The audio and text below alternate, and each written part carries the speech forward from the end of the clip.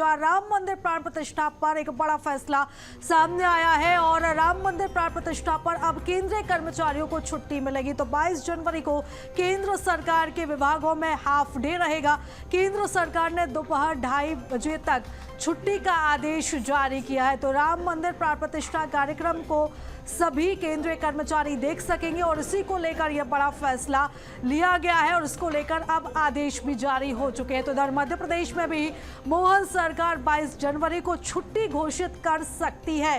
तो इधर कर्मचारी संगठन ने भी सरकार से मांग की है कि 22 जनवरी को अवकाश घोषित किया जाए और इधर मध्य प्रदेश सरकार भी प्राण प्रतिष्ठा के दिन अवकाश पर विचार कर रही है। तो बता दें कि 22 तारीख को हाफ डे रहेगा। केंद्र के सभी कर्मचारियों को हाफ डे मिलेगा। इसको लेकर अब आदेश भी जारी हो चुके हैं। और इधर अगर मध्य प्रदेश की बात करें तो मध्य प्रदेश सरकार भी लगातार ये विचार कर रही है कि 22 तारीख को सभी कर्मचारियों को अवकाश दिया जाए और इसी को लेकर मांग भी कर्मचारी संगठनों के द्वारा सरकार से की गई है, जिस मांग पर अब सरकार विचार कर रही है। तो मध्य प्रदेश सरकार भी अब प्राण प्रतिष्ठा के दिन यानी कि 22 जनवरी के दिन अवकाश दे सकती है सभी कर्मचारियों को।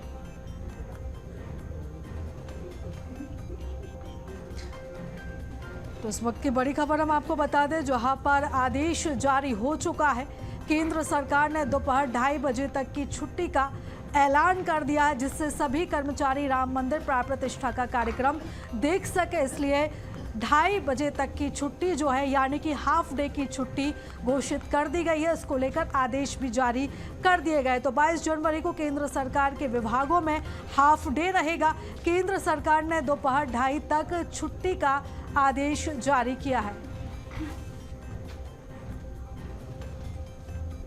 और इसी के साथ ही आपको बता दें कि मध्य प्रदेश सरकार ने भी प्राण प्रतिष्ठा के दिन अवकाश जो है वो घोषित कर सकती है। इसको लेकर लगातार मध्य प्रदेश में विचार किया जा रहा है कि मध्य प्रदेश के सभी सरकारी कर्मचारियों को 22 तारीख की छुट्टी मिल सकती है, अवकाश उन्हें मिल सकता है और इसी को लेकर कर्मचारी संगठनों ने सरकार से मांग भी की है और अब इस मांग पर विचार भी सरकार की तरफ से किया जा रहा है। तो एक बड़ा ऐलान यहाँ पर केंद्र सरकार की तरफ से किया गया है और एक बड़ा ऐलान अब मध्य प्रदेश सरकार भी कर सकती है, जहाँ पर पूरा देश 22 जनवरी का भव्य कार्यक्रम देखना चाहता है। उसी को लेकर एक बड़ा फैसला लिया गया है केंद्र सरकार की तरफ से। केंद्र सरकार की तरफ से एक बड़ा तोहफा भी केंद्रीय कर्मचारियों को ये मिला है कि हाफ डे घोषित कर दिया गया है। 22 जनवरी को केंद्र सरकार के विभागों में हाफ डे रहेगा, यानी कि जो दफ्तर खोले जाएंगे वो 2:30 बजे के बाद खोले जाएंगे। 2:30 बजे तक छुट्टी का जो आदेश है वो जारी केंद्र सरकार की तरफ से कर दिया गया है, जिससे राम मंदिर प्राण प्रतिष्ठा कार्यक्रम को सभी कर्मचारी देख सके।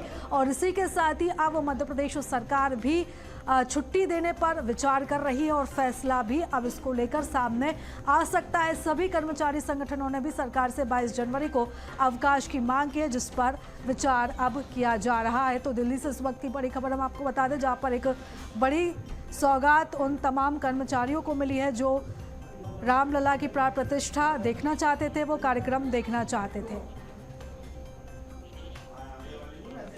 और इधर सीएम डॉक्टर मोहन यादव आज बिहार के दौरे पर है। सीएम मोहन के जरिए बीजेपी अब बिहार में यदुवंशियों को साधने की कवायद कर रही है। तो सीएम पटना पहुंचे, जहां पर उन्होंने श्री कृष्ण चेतना मंच के आयोजित अभिनंदन समारोह में उन्होंने शिरकत की। इस दौरान उन्होंने कहा कि लोकतंत्र में यादव समाज की अहम भूमिका है।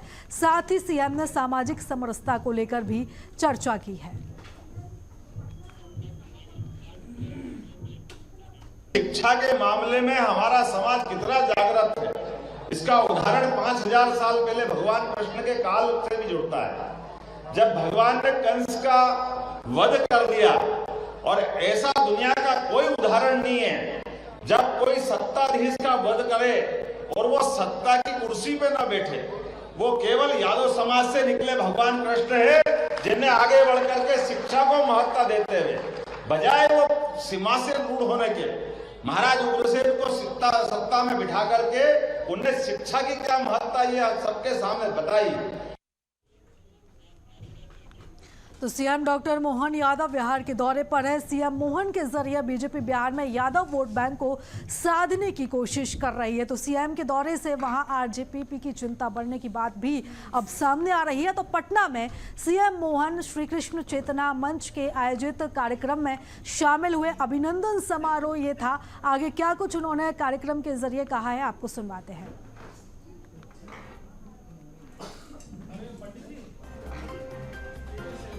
तो आपको बता दें कि यदुवंशियों को साधने की कवायद बीजेपी ने अब शुरू कर दी है। इसी कड़ी में पटना में सीएम मोहन यादव का कार्यक्रम था, जहां पर श्री कृष्ण चेतना मंच के अभिनंदन समारोह में उन्होंने शिरकत की। वो इस कार्यक्रम में शामिल हुए। तो बीजेपी प्रदेश कार्यालय में वो बैठक भी करेंगे। पटना का एक अहम दौरा। बैठक में विधायक, सांसद, पदाधिकारी के साथ चुनाव को लेकर मंथन होगा। यानी कि लोकसभा चुनाव को लेकर काफ़ी अहम ये सीएम मोहन यादव का दौरा माना जा रहा है, क्योंकि बिहार में 14% से ज़्यादा यादव समाज की आबादी है और ऐसे में ये दौरा काफ़ी खास बीजेपी की तरफ से माना जा रहा है। तो बीजेपी प्रदेश कार्यालय में आज उनकी बैठक भी होगी।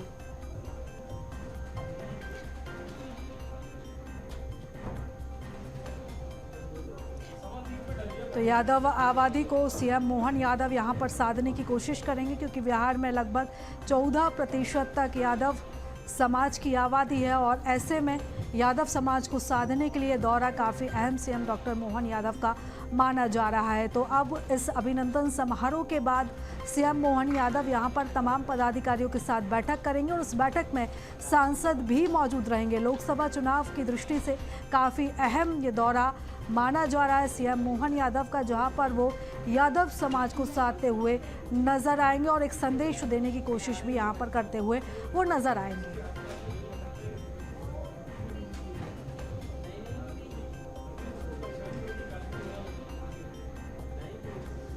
तो पटना आज सीएम मोहन यादव पहुंचे, जहां पर सबसे पहले वो कार्यक्रम में शामिल हुए और मंच से उन्होंने यादव समाज के योगदान की बात कही। श्री कृष्ण चेतना मंच के अभिनंदन समारोह में उन्होंने शिरकत की और अब इसके बाद वो प्रदेश कार्यालय में बैठक करेंगे और इस बैठक में सभी पदाधिकारी, सांसद मौजूद रहेंगे, जिसमें चुनाव को लेकर मंथन का दौर चलेगा।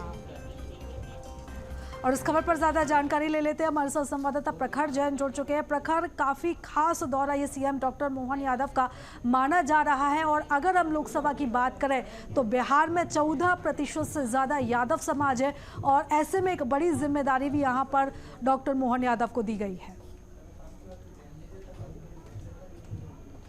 देखिए, बिल्कुल प्रीतल, अगर बात की जाए तो लगातार बीजेपी जिस तरीके से चुनावी मोड में रहती है और चुनाव की तैयारियों में अभी भी लगी हुई है, क्योंकि लोकसभा का चुनाव आना है, तो ऐसे में अगर बात की जाए तो तमाम वर्गों के लिए, तमाम राज्यों के लिए कुछ ना कुछ बीजेपी ने अपनी अलग स्ट्रेटेजी बनाई हुई है। खासतौर पर अगर बात की जाए तो बिहार को लेकर, जहां मुख्यमंत्री डॉक्टर मोहन यादव का 1 दिवसीय दौरा, काफी बिजी है दौरा, जिसमें अगर हम बात करें तो समाज के लोगों के साथ कार्यक्रम से लेकर पार्टी के अधिकारियों, सांसदों, विधायकों के साथ भी मुख्यमंत्री की बैठक होने जा रही है। खास इसलिए भी ये दौरा है, देखिए, क्योंकि अगर बात की जाए बिहार यादव समाज की अगर बात की जाए तो 14% यादव समाज जो है, यादव वोटर जो है वो बिहार में होता है। और खास तौर पर अगर बात की जाए तो अगर हम बात करें मध्य प्रदेश चुनाव के बाद राष्ट्रीय बीजेपी के राष्ट्रीय अध्यक्ष जेपी नड्डा ने एक बयान भी दिया था कि जब उनसे पूछा गया कि मोहन यादव को ही क्यों मध्य प्रदेश का मुख्यमंत्री बनाया गया, तो उन्होंने एक बात कही थी कि तमाम जो अल्पसंख्यक वर्ग है और खास तौर पर यादव जो है उनको अब अगर कहीं मौका मिला है आगे बढ़ाने का राजनीति में, तो मोहन यादव से अच्छा कोई मौका कोई व्यक्ति नहीं हो सकता। ये बयान जेपी नड्डा ने दिया था और इसीलिए आज से अगर देखें तो अब जो है लगातार कहा भी जा रहा था कि मोहन यादव को से यूपी और बिहार में भी यादव जो समाज है उसको बीजेपी साथ जोड़ने की प्रयास करेगी और इसी तरीके की तस्वीरें अब दिखना शुरू हो गई। खासतौर पर अगर बात की जाए बिहार की राजनीति में अगर देखें तो बीजेपी लोकसभा में अगर देखें तो 40 लोकसभा सीटों में से इस समय 17 लोकसभाएं हैं बिहार की, जहां पर बीजेपी काबिज है। वहीं अगर बात की जाए तो सबसे नजदीक जेडीयू, जो कभी बीजेपी की साथ रहा करती थी, वो 16 सीटों पे, तो कहीं ना कहीं एक कांटे की टक्कर दिखाई देती है। और ऐसे में अगर बात की जाए तो तमाम ऐसे वर्गों के लिए, खासतौर पर अल्पसंख्यक वर्गों के लिए, कहीं ना कहीं बीजेपी अब पूरी तरीके से ग्राउंड पर उतरती हुई दिखाई दे रही है। हमने मध्य प्रदेश में भी देखा था कि चाहे जो तमाम अल्पसंख्यक वर्ग है, खासतौर पर आदिवासी और के साथ तमाम ऐसे वर्ग, उनके लिए मध्य प्रदेश में भी हमने इसी तरीके की कवायदें देखी थी। अब बिहार की बात की जाए तो न केवल लोकसभा चुनाव बल्कि अगले साल अगर देखा जाए तो विधानसभा का भी बिहार में चुनाव है, जो कहीं ना कहीं हालांकि दूर जरूर है, लेकिन अगर बीजेपी की स्ट्रेटेजी के हिसाब से देखा जाए तो अभी तक कहीं ना कहीं अगर देखें तो गठबंधन की सरकारों में बीजेपी बिहार में रही है। तो ऐसे में कहीं ना कहीं लोकसभा के साथ अब ये बिहार विधानसभा के लिहाज से भी अगर देखें तो यादव समाज के वोटों को लेकर मुख्यमंत्री डॉक्टर मोहन यादव का ये बिहार दौरा खास माना जा रहा है। चूंकि अगर बात की जाए तो जिस तरीके से डॉक्टर मोहन यादव ने अपना भाषण भी दिया यादव समाज के बीच में, कहीं ना कहीं मध्य प्रदेश और बिहार के बीच में और खास तौर पर यादव समाज के बीच में जो रिश्ता रहा है उसको कहीं ना कहीं उठाते हुए अपने पूरे बयान में नजर आए। वहीं अगर बात की जाए तो अब जो है बैठक बीजेपी दफ्तर में बिहार के प्रदेश मुख्यालय में शुरू हो चुकी है। तमाम पदाधिकारियों, विधायकों, सांसदों के साथ मुख्यमंत्री डॉक्टर मोहन यादव पहुंचे। तो कहीं ना कहीं अगर माना जाए तो अब इनको तमाम चीजों को देखते हुए बिल्कुल साफ हो जाता है कि पूरी तरीके से अब अगर बात की जाए तो डॉक्टर मोहन यादव बिहार के राजनीतिक समीकरणों में भी कहीं ना कहीं अब सीधे तौर पर अब हमें पूरे लोकसभा चुनाव और उसके बाद लगातार 2025 तक भी एक्टिव होते हुए नजर आएंगे। क्योंकि अलग अलग हम समीकरणों की बात करें तो यादव का वोट बैंक हो या फिर अगर बात की जाए बीजेपी का जो इतिहास बिहार के अंदर रहा है गठबंधन का, अब उसको चूंकि अगर बात की जाए इस बार बीजेपी अकेले दम पर बिहार में खड़ी होने का ऐलान कर चुकी है। तो कहीं ना कहीं अब तमाम जो वर्ग हैं, जो कहीं ना कहीं अगर बात की जाए तो जेडीयू जैसी तमाम पार्टियां जो पहले बीजेपी के साथ गठबंधन में थी उनके जरिए बीजेपी साथ हुई नजर आती थी, अब कहीं ना कहीं इस बार जो है